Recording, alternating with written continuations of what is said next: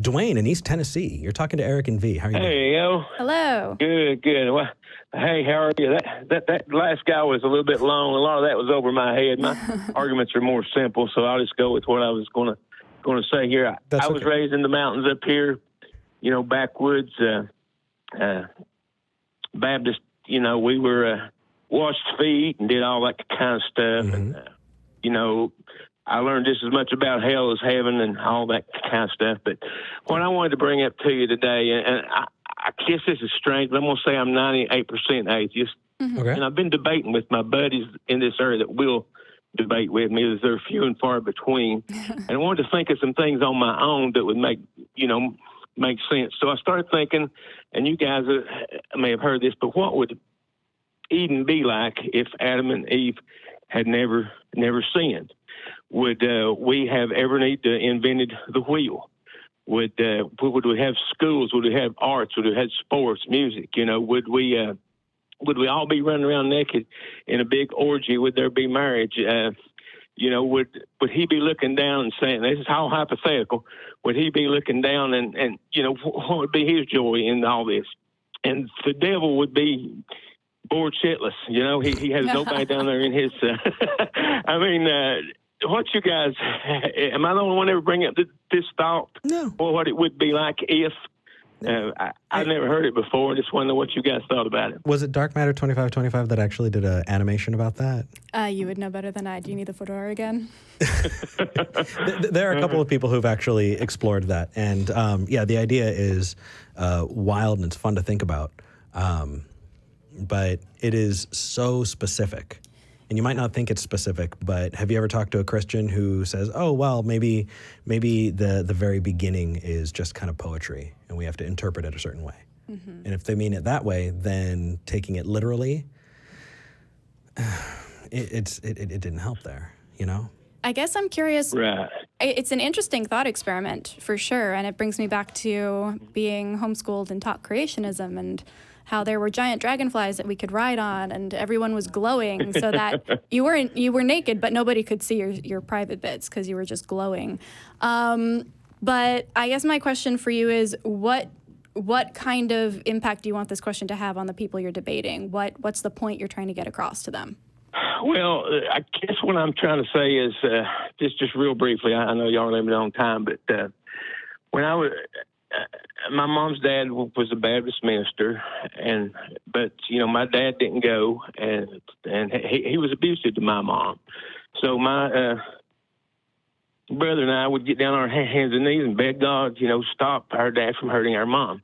Well, it never worked. It never worked. We were grown men and took matters into our own hands. So this is where I'm at. But still, it was so embedded in me. I'm almost 60 now. That I'm just now able to say, hey, maybe all this was wrong all these years. And I guess I just, wanted to share my experience and let those that are like me that's had a hard road, getting out of it, to give them something else to think about. All. And that's all. Yeah. Man, yeah.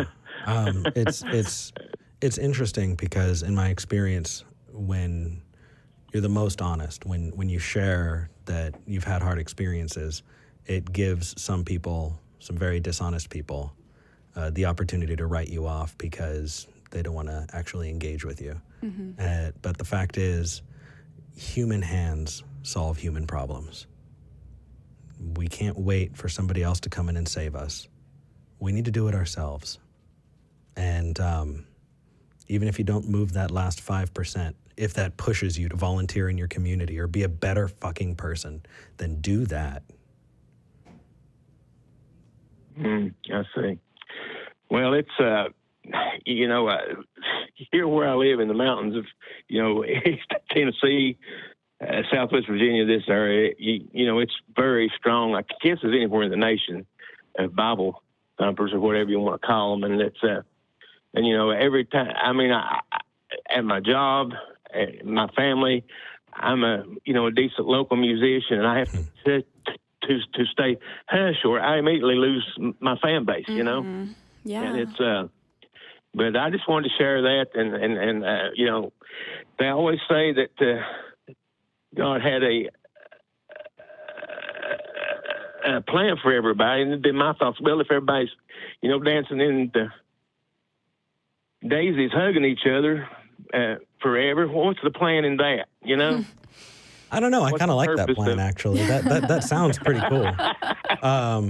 I mean, y'all can say what you want. I'm up for that. I just don't think it's real. But if you could show me it's real, I will leave this show. That will be Find the a last. daisy field somewhere. Right? Yeah. No. I'd like. Start Where did Eric glowing. go? He found that place where everybody was just running around in daisies having orgies.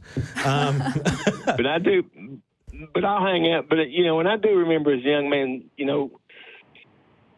being out there, and I mean, they jumped and shouted and everything in church here, and it would scare the whiz out of you, and they would, walk back and look at you and hold you by the hand and say, do you want to feel the fires of eternal hell? And, when you're 7, 8 years old and a bunch of adults hovering over you with that stuff, it's pretty damn scary. It's super scary. It's traumatic. I think that's something horrible that you would do to a child. Yeah, it's child abuse. Yeah. But Duane, we have just a little bit of time. But Okay. Thank you all so much for having me. thank you.